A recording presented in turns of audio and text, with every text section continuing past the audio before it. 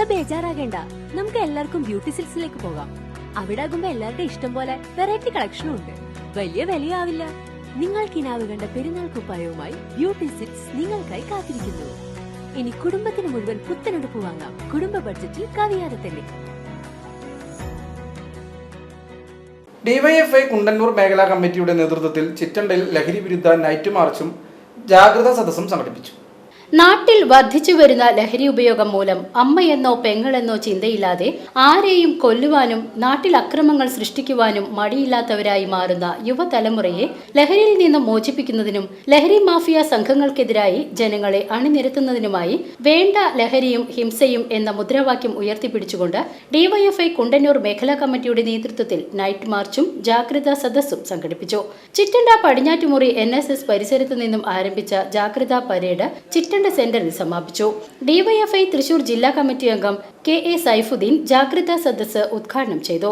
ലഹരി മാഫിയക്കെതിരായ ഈ യുദ്ധത്തിൽ ജനങ്ങളെ അണിനിരത്തി ഇനിയും ശക്തമായ പ്രക്ഷോഭങ്ങൾ ഡിവൈഎഫ്ഐ നടത്തുമെന്നും അത്തരം സംഘങ്ങളെ നിയമപരമായും വേണ്ടിവന്നാൽ കായികപരമായും ഡിവൈഎഫ്ഐ ചെറുക്കുമെന്നും അറിയിച്ചു. മേഖലാ പ്രസിഡന്റ് വിഷ്ണു K. രാജ് അധ്യക്ഷനായ സദസ്സിൽ മേഖലാ secretary Mithun Lal, CPIM Erumapetty east local committee secretary M. Nandeesh എന്നിവർ പങ്കെടുത്ത് സംസാരിച്ചു. ഡിവൈഎഫ്ഐ കുണ്ടന്നൂർ മേഖലാ ട്രഷറർ അബ്ദുൾ റഫീഖ് സന്നിഹിതനായിരുന്നു.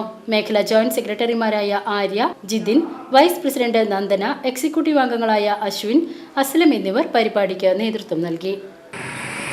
ഒരു നാടിനെ പൂർണ്ണമായി ഇല്ലാതാക്കാൻ കഴിയുന്ന നിലയിലേക്ക് നാടിനെ പൂർണ്ണമായും ഒരു ലഹരിയുടെ കൈപ്പിടിയിൽ അകപ്പെടുക എന്ന് പറഞ്ഞാൽ അതിൽ നിന്നും അതിനെ കരകയറ്റാൻ ഏറെ പ്രയാസപ്പെടുക എന്നതാണ് സത്യം.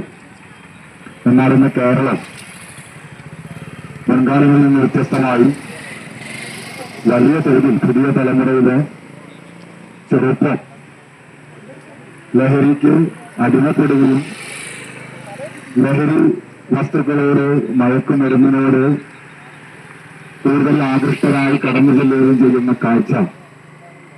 PCV news Chittanda.